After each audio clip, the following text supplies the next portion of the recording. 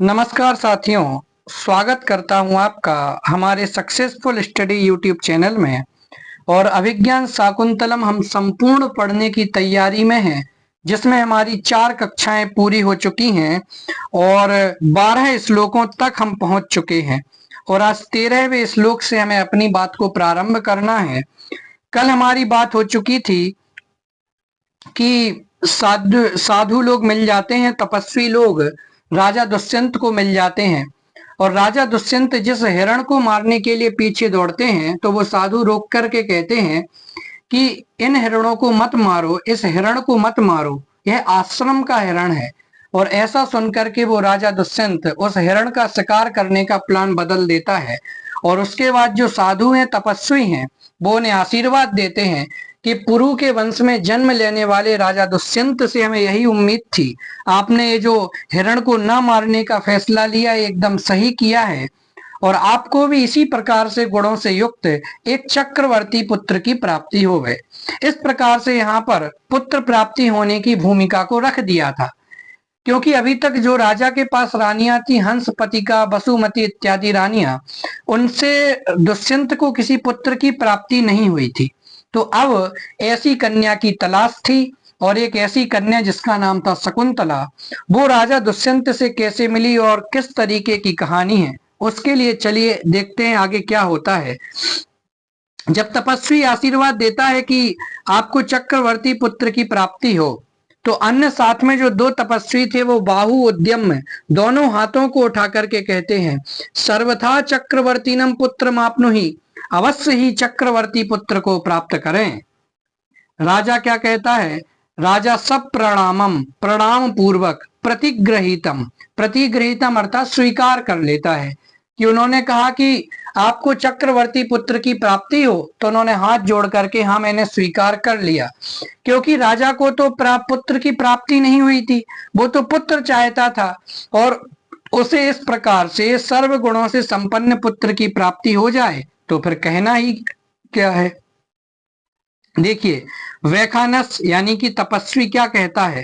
राजन, कि हे राजन, समिदाहरणाय प्रस्थिता वयम, वयम अर्थात हम सब लोग, समिदाहरणाय अर्थात समिधा को लेने के लिए। समिधा क्या होती है कि यज्ञ कुंड में जिस अग्नि को डाला, जिस लकड़ियों को डाला जाता है उन्हें समिधा कहा जाता है। तो हम सभी समिधा हरणाएं अर्थात समिधा लाने के लिए, वो यज्ञ कुंड की लकड़ियां लाने के लिए प्रस्थिता अर्थात प्रस्थान कर रहे हैं, जा रहे हैं। तो राजन अर्थात हे राजन, वयम अर्थात हम सब, समिधा हरणाएं समिधा लाने के लिए, प्रस्थिता अर्थात प्रस्थान कर रहे हैं। एस खलु कन्वस्य कुलपते रनुमालिनी तीरमाश्रमो दृश्यते।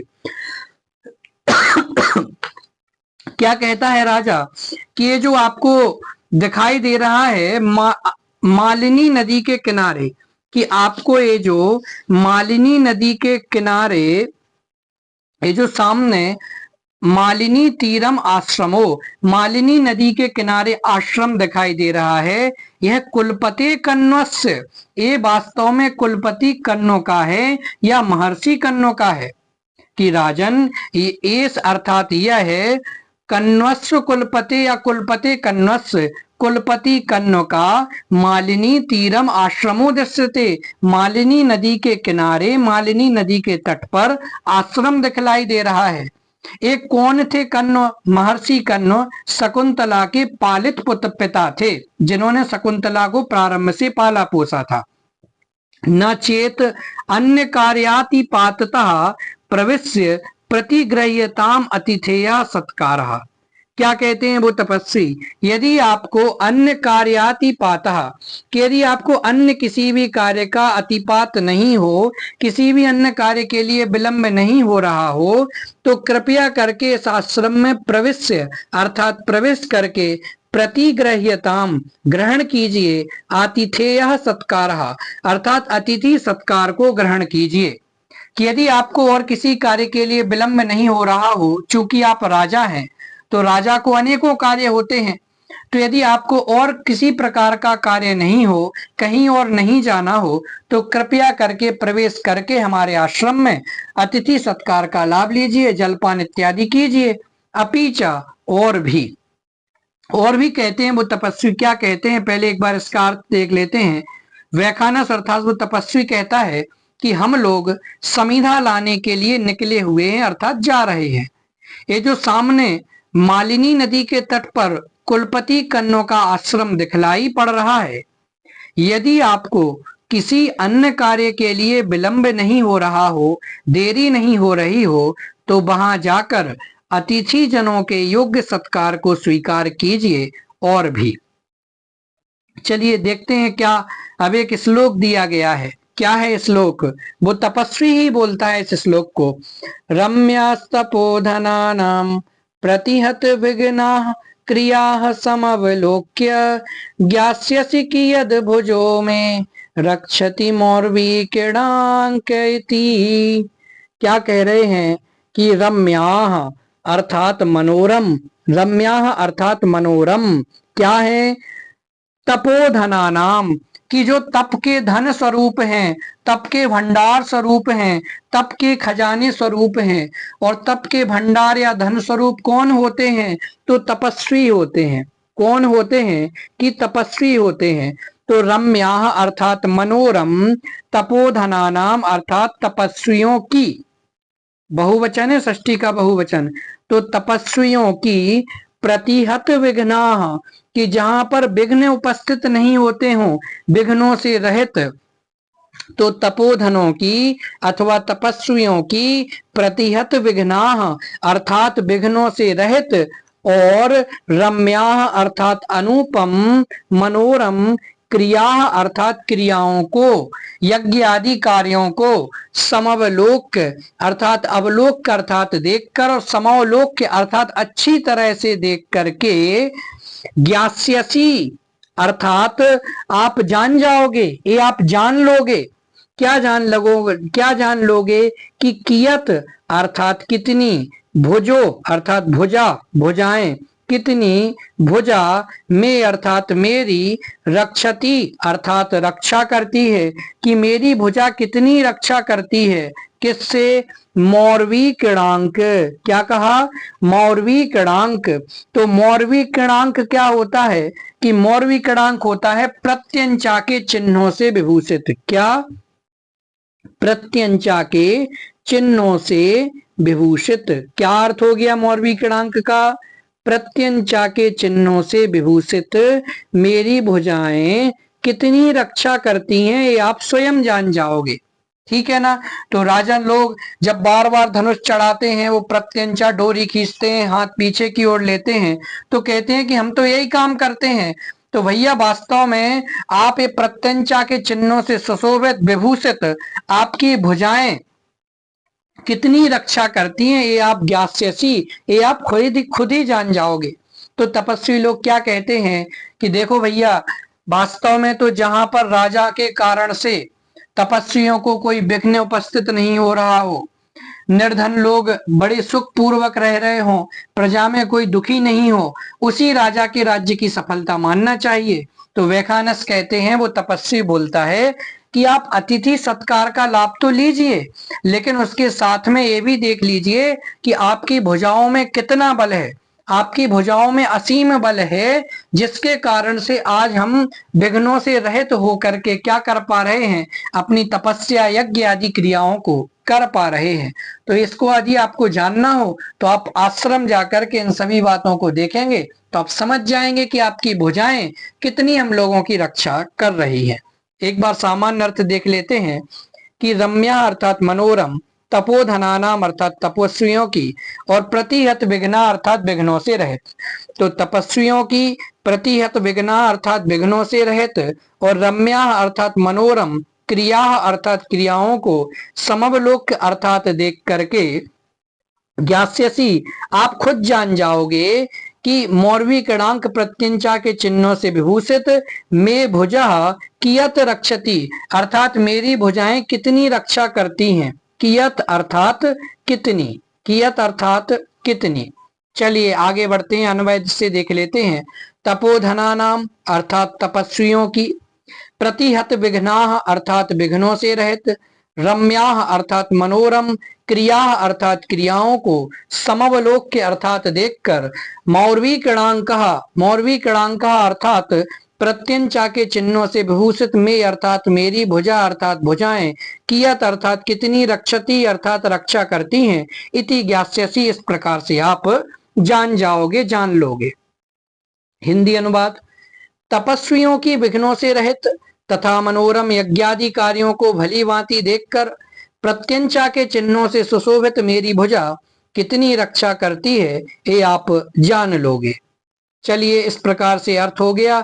तो यहाँ पर उसने, तपस्वी ने राजा को बता दिया कि आप मुख्य रूप से हमारे आश्रम में जाइए, कब आप यहाँ आते हैं, ऐश्वर आते हैं तो एक बार अतिथि सत्कार का लाभ लीजिए, और अपनी बाहु का बल आपका कितना है, आपका प्रभाव कितना है, वो भी जरा आप जाकर के देख लीजिए। राजा कहते हैं, क्या पूछते हैं, अपि सन्निहितोत्र कुलपति, क्या यहाँ पर सन्निहित हैं अर्थात यहाँ बैठे हुए हैं, विद्यमान हैं क्या कुलपति? कुलपति कौन है? महर्षि कण्व। कुलपति कौन है? महर्षि कण्व। क्या अत्र अर्थात यहाँ इस आश्रम में कुलपति अर्थात महर्षि कण्व सन्निहित अर्थात सन्निहित हैं, विद्यमान हैं? क्या कुलपति यहाँ आश्रम में विद्यमान हैं? तो व्याख्यानस क्या कहता है, वो तपस्वी क्या कहता है, इदानीम एव, अभी ही, पहले एक बार पढ़ लेते हैं, इदानीम एव दुहितरम शकुंतलाम अतिथि सत्काराय नियोज्य दैवम अस्याह प्रतिकूलम समेतुम सोम तीर्थम गतः, कि वे तो सोम तीर्थ को चले गए, लेकिन पूरी यहाँ व्यवस्था सेटलमेंट बैठा करके सोम तीर्थ गए हैं। कैसे? वो तपस्वी क्या कहता है, इदानीम एव, इदानीम अर्थात अभी, रिसेंट में ही, अभी ही, दुहितरम अर्थात अपनी पुत्री को, दुहितरम अर्थात अपनी पुत्री को, पुत्री को, पुत्री कौन थी? शकुंतलाम। तो दुहितरम शकुंतलाम अर्थात अपनी पुत्री को अतिथि सत्काराय, अतिथि सत्कार के लिए नियोज्य अर्थात नियुक्त करके, कि यदि बाई चांस मेरी अनुपस्थिति में कोई तपस्वी आ जाता है तो तुम्हें उसकी देखभाल करनी है, उसका ख्याल रखना है, अतिथि सत्कार का पूरा ख्याल रखना है, नियोज्य अर्थात नियुक्त करके। दैवम अस्याह, दैव अर्थात क्या होता है? भाग्य। अस्याह अर्थात शकुंतलायाह अर्थात शकुंतला के भाग्य को, प्रतिकूलम अर्थात प्रतिकूलता को, समेतुम अर्थात समन करने के लिए, शांत करने के लिए, सोम तीर्थम गतः अर्थात सोम तीर्थ चले गए हैं। कि वो महर्षि कण्व, कुलपति कण्व अभी हाल ही रिसेंट में ही अपनी पुत्री शकुंतला को अतिथि सत्कार के लिए नियुक्त करके उसके भाग्य की शांति के लिए, उसके भाग्य, उसके विपरीत भाग्य को, प्रतिकूल भाग्य की शांति के लिए सोम तीर्थ चले गए हैं। यात्रा इत्यादि करने और भी उन्हें जो यज्ञ इत्यादि क्रियाएं करनी होंगी वो करने के लिए सोम तीर्थ चले गए हैं। तो देखिए यहाँ पर भी महर्षि कण्व ने शकुंतला को अतिथि सत्कार के लिए नियुक्त कर दिया था। तो इससे ऐसा आभास होता है कि जैसे उन्हें पता था कि मेरी अनुपस्थिति में कोई ना कोई बड़ा तपस्वी यहाँ पर आएगा। और आगे जाकर के आपको चौथे अंक में पता चलेगा महर्षि दुर्वासा यहाँ पर आ जाते हैं, ठीक है ना। महर्षि दुर्वासा यहाँ पर आते हैं और वो श्राप दे जाते हैं कि तुम जिसकी चिंतन में मुझे भूल गई थी ना, तुम उसी को ही भूल जाओगी। इस प्रकार से वो श्राप देते हैं। स्टोरी बहुत अच्छी है, मजा आएगा। और देखिए उन्हें पता था कि अतिथि भी कोई आएगा और उसके कारण से उसे कुछ ना कुछ ऐसी विपत्ति उपस्थित हो जाएगी कि उसके भाग्य का पलड़ा बदल जाएगा। तो उसकी प्रतिकूलता को शांत करने के लिए वो सोम तीर्थ की ओर चले जाते हैं। तपस्वी देखिए क्या हिंदी में पढ़ते हैं, कहता है अभी ही अपनी पुत्री शकुंतला को अतिथि सत्कार के लिए नियुक्त करके उसके प्रतिकूल भाग्य को शांत करने के लिए सोम तीर्थ को गए हुए हैं। तो राजा क्या कहता है, भवतु, अच्छा ठीक है कोई बात नहीं, ताम एव द्रक्ष्यामि, मैं उसी का ही दर्शन करूंगा, अर्थात उनकी जो पुत्री है मैं उसी का ही दर्शन कर लूंगा, अर्थात उससे ही मिल लूंगा। सा खलु विदित भक्ति माम महर्षे कथयस्यति, सा अर्थात वह अर्थात शकुंतला, खलु अर्थात निश्चित रूप से, माम अर्थात मेरी, विदित भक्तिम भक्ति को जान करके, महर्षि अर्थात महर्षि से, महर्षि कर्ण से, कथयस्यति कह देगी कि ठीक है, यदि महर्षि कर्ण नहीं है तो कोई बात नहीं, मैं उनकी पुत्री से ही मिल लूंगा, उसी के ही दर्शन कर लूंगा, और वो मेरी महर्षि कर्ण के प्रति भक्ति को जान करके उनसे निश्चित रूप से कह देगी कि भैया राजा दुष्यंत आए थे और आपके प्रति इस प्रकार के उद्गार वो व्यक्त करके गए हैं। ठीक है, हिंदी में, अच्छा मैं उसी का दर्शन करूंगा, वह मेरी महर्षि कर्ण के प्रति भक्ति को जानकर महर्षि कर्ण से कह देगी। आगे देखते हैं तो व्याख्यानस क्या कहता है, साध्याम अस्तावत, क्या कहता है, साध्याम अस्तावत, साधयाम अस्तावत, अर्थात ठीक है, अच्छा हम चलते हैं अब, इति सशिष्यो निष्क्रांत, ऐसा कहकर के अपने शिष्यों के साथ निष्क्रांत हो जाता है, अर्थात चला जाता है। अच्छा हम चलते हैं, ऐसा कहकर शिष्यों के साथ निकल जाता है, माने अब आप जाइए, शकुंतला का अतिथि सत्कार का लाभ लीजिए, महर्षि कर्ण के प्रति भक्ति के से आप उसे अवगत कराइए, हम लोग तो समिधा लाने के लिए जा रहे हैं यज्ञ के लिए, तो हम अभी निकलते हैं, हमारे पास टाइम नहीं है। चलिए, तो राजा क्या कहता है कि सूत नोदया स्वान, कहता है सूत नोदया स्वान, अर्थात घोड़ों को नोदय हाको, घोड़ों को हाको, घोड़ों को बढ़ाओ, चलो। पुण्य आश्रम दर्शनेने, पुण्य आश्रम के दर्शन से, पुण्य अर्थात पवित्र, पवित्र आश्रम के दर्शन से, तावत आत्मानम पुनीमहे, हम आत्मानम अर्थात अपने आप को पवित्र करें, पुण्य के आश्रम के दर्शन से, पवित्र आश्रम के दर्शन से हम अपने आप को पवित्र करें। राजा क्या कहता है, सूत घोड़ों को हाको, पवित्र आश्रम के दर्शन से हम अपने आप को पवित्र करें, अर्थात चलो आश्रम की ओर चलते हैं। तो सूत क्या कहेगा, सूत कहता है यत आज्ञाप्यति आयुष्मान, कि जैसी आप आज्ञा देते हैं हे आयुष्मान, अर्थात हे श्रीमान, जैसी आप आज्ञा देते हैं, इति भूयो रथ वेगम रूपयति, ऐसा कहकर के रथ के वेग का निरूप अभिनय करता है, अर्थात जैसे हम रथ को बढ़ा रहे हो इस प्रकार का वो निरूपण करता है, अभिनय करता है।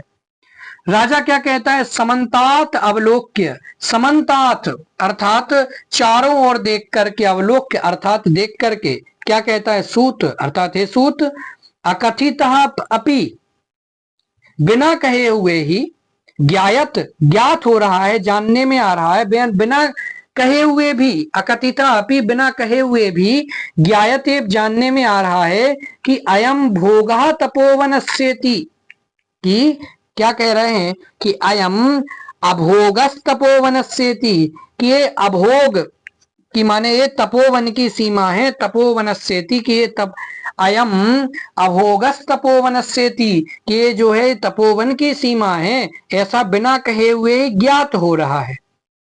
तो सूत कहता है कथम एव, ये कैसे संभव है, बिना जाने ही कैसे ज्ञात हो जाएगा कि ये तपोवन की सीमा है।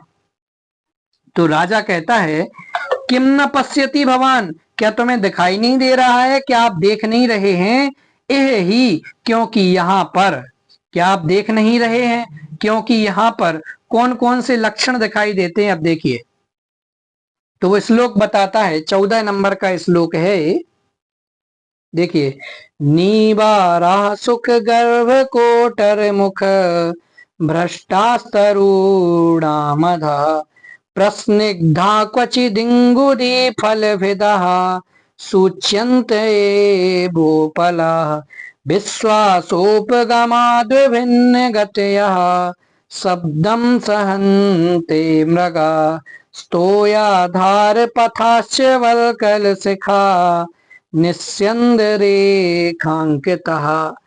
कि अब वो सारे लक्षणों को राजा बता रहा है कि किस तरीके से तपोवन की सीमा दिखाई देती है, उन लक्षणों को जरा तुम मेरे माध्यम से सुन लो। अब देखिए, नीवाराह, नीवाराह, नीवाराह अर्थात नीबार, नीबाराह अर्थात नीबार, एक सेकंड, नीबाराह अर्थात नीवार। नीवार क्या होता है, नीवार एक प्रकार का धान्य होता है, जिस प्रकार से धान, चावल, गेहूं इत्यादि जो होते हैं ना, उसी प्रकार का एक धान्य होता है, और ये मुख्य रूप से वनों में ही पाया जाता है।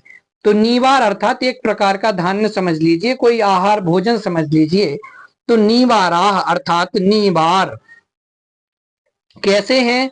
सुख गर्भ खोटर मुख भ्रष्टाह। सुख गर्भ कोटर मुख भ्रष्टाह।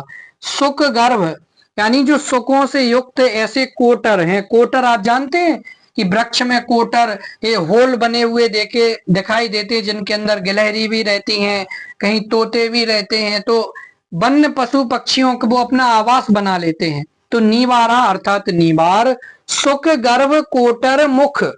गर्भ कोटर का मुख। कोटर का मुख क्या होगा कि उस होल का अग्रभाग, कोटर का अग्रभाग।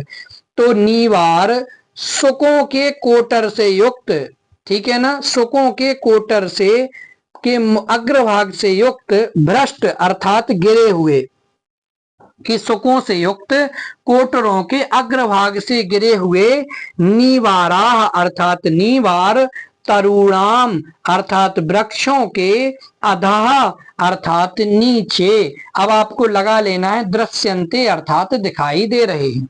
कि कैसे समझ में आ रहा है कि तरुणाम अर्थात वृक्षों के, अधा अर्थात नीचे, सुख गर्भ कोटर मुख भ्रष्टाह सुखों के को युक्त कोटरों के अग्रभाग से भ्रष्ट अर्थात भ्रष्ट हुए, गिरे हुए, नीवारा अर्थात नीवार, दृश्यन्ते अर्थात दिखाई दे रहे हैं।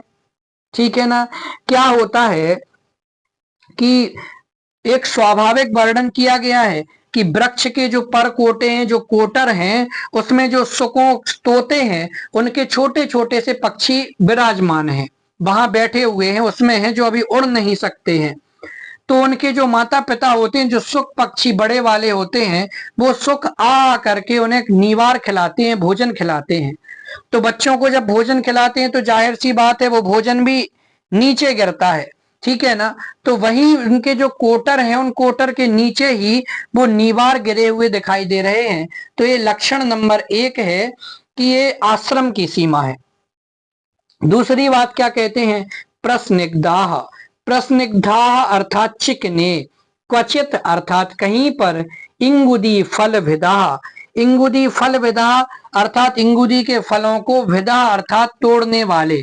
तो क्वचित अर्थात कहीं पर, इंगुदी के फलों को तोड़ने वाले।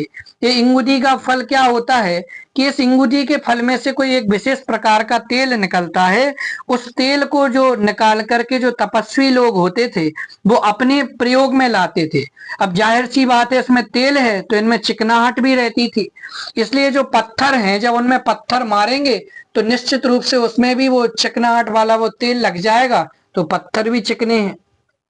तो क्वचित अर्थात कहीं पर, इंगुदी फल विदा, इंगुदी के फल को तोड़ने वाले, उपलाह, उपलाह अर्थात पत्थर, प्रस्निग्धा अर्थात चिकने, उपलाह अर्थात पत्थर, चिकने पत्थर, एव अर्थात ही, सूच्यन्ते अर्थात दिखाई दे रहे हैं। तो कहते हैं क्वचित अर्थात कहीं पर, इंगुदी के फल को तोड़ने वाले, उपलाह अर्थात पत्थर ही, चिकने पत्थर ही, सूच्यन्ते अर्थात दिखाई दे रहे हैं। क्योंकि इन इंगुदी के फल से और किसी को कोई प्रयोजन नहीं है, केवल वनवासी लोग, तपस्वी लोग ही इस तरीके के इनको प्रयोग में लाते हैं। तो इससे भी सूचित होता है कि तपोवन की सीमा है। तीसरा लक्षण क्या बताते हैं? विश्वासोपगमात, कि विश्वास उत्पन्न हो गया है। विश्वास के उत्पन्न हो जाने के कारण से, पंचमी विभक्ति, विश्वास के उत्पन्न हो जाने के कारण से, अभिन्न गतिया अर्थात न भिन्न गतिया, जिनकी गति भिन्न भिन्न नहीं है, ऐसे मृगाह अर्थात मृग, हिरण, शब्दम सहन्ते शब्द को सहन कर रहे हैं। ऐसा शब्द को सहन कर रहे हैं का अर्थ नहीं है कि कोई उनके कान में जाकर के भोंपू लगा करके आवाज कर रहा है, कि ये हिरण भी अत्यंत शांत एकदम खड़े हुए हैं, बिल्कुल इनमें कोई परिवर्तन नहीं आया है। अन्यथा हिरण इतना भयभीत प्राणी होता है कि वो जैसे ही उसको कोई आहट सुनाई देती है वो तत्काल एक्टिवेट हो जाता है और दौड़ने लग जाता है। तो यहाँ पर रथों की शब्दों की आवाज को सुनते हुए भी, घोड़ों की, रथ के पहियों की आवाज को सुनते हुए भी ये हिरण एकदम शांत खड़े हुए हैं। इसका मतलब है कि इन्हें भी ज्ञात है कि तपोवन की सीमा है, यहाँ पर कोई राजा महाराजा, कोई शिकारी हमारा कुछ बिगाड़ नहीं पाएगा।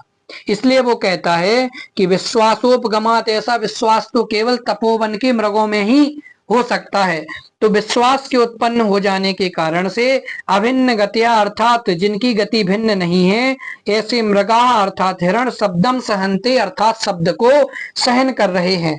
और क्या कहते हैं, कहते हैं स्तोया तोयाधार पथाचा। तोयाधार पथ क्या होते हैं कि जलाशयों की ओर जाने वाले मार्ग, ठीक है ना, जलाशयों की ओर जाने वाले पथ अर्थात मार्ग। बलकल शिखा निस्यंद रेखांकिता, कि बलकल क्या होते हैं, बलकल एक प्रकार के वस्त्र होते हैं जो मुख्य रूप से तपस्वी इत्यादि पहनते हैं। तो वलकल की शिखा अर्थात वलकल वस्त्रों के अग्रभाग से निस्यंत, निस्यंत अर्थात निकलती हुई टपकती हुई जल की बूंदें जो हैं वो रेखांकित अर्थात चिन्हित कर रही हैं। क्या कर रही हैं, तोयाधार पथाचा, जल के मार्ग को चिन्हित कर रही हैं।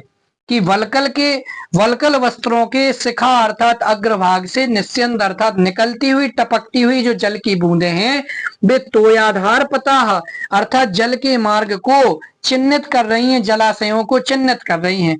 क्योंकि जो तपस्वी लोग हैं वो जाहिर सी बात है जलाशयों में स्नान करने जाते थे, वहीं पर कपड़े धोते थे, और जब वहां से लौटते थे तो क्या होता था कि उनके बलकल वस्त्रों से ही जो जल की बूंदें हैं वो गिरती रहती थी, टपकती रहती थी, जिससे मार्ग में चिन्ह पड़ जाते थे और उससे समझ में आता था कि निश्चित रूप से कहीं ना कहीं आसपास जलाशय ही है। तो इस प्रकार से ये जो चार लक्षण यहाँ पर राजा ने बताए, कौन कौन से, कि सबसे पहली बात तो सुख गर्भ कोटर मुख भ्रष्टा, सुखों के कोटर के मुख अग्रभाग से युक्त, यानी वहां से तरुणा मधा वृक्षों के नीचे गिरे हुए, भ्रष्ट अर्थात गिरे हुए, नीबारा दृश्यंते अर्थात नीबार वो एक प्रकार का धान्य दिखाई दे रहा है। दूसरा क्वचित अर्थात कहीं पर किसी स्थान पर, इंगुदी फल विधा, इंगुदी के फलों को तोड़ने वाले, प्रस्निग्धा अर्थात चिकने, उपलाह एवं सूच्यंते पत्थर ही दिखाई दे रहे हैं। और कहीं पर विश्वासोपगमात विश्वास उत्पन्न हो जाने के कारण से अभिन्न गतिया अर्थात जिनकी गति में कोई परिवर्तन नहीं आया है, ऐसे अभिन्न गति वाले मृगा अर्थात हिरण शब्दम सहनते शब्दों को सहन कर रहे हैं। और तोयाधार पथाचा, कहीं पर देखिए बलकल शिखा निस्यंद, बलकल के वस्त्रों के अग्रभाग से टपकती हुई जल की बूंदें तोयाधार पथाचा, तोय के अर्थात जलाशयों के मार्ग को रेखांकित अर्थात चिन्हित कर रही हैं। तो उम्मीद है कि आपको इसका अर्थ समझ में आ गया होगा। देखते हैं आगे, अन्वय से देख लेते हैं एक बार कि क्वचित अर्थात कहीं पर, तरुणाम अधा अर्थात वृक्षों के नीचे, सुख गर्भ कोटर मुख भ्रष्टा, सुखों के कोटर के अग्रभाग से युक्त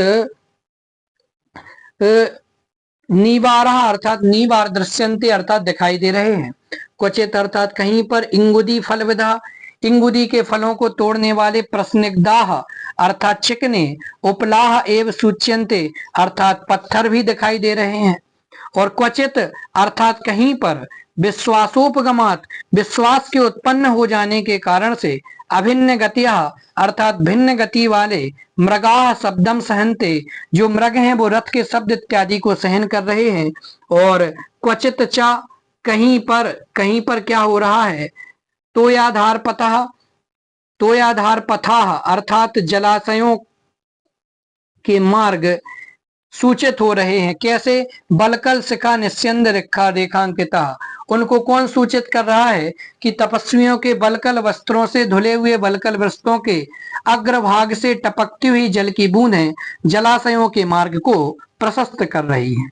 चलिए देख लेते हैं हिंदी अनुवाद क्या है, कि कहीं पर वृक्षों के नीचे सुखों से युक्त कोटरों के अग्रभाग से गिरे हुए नीवार दिखाई दे रहे हैं।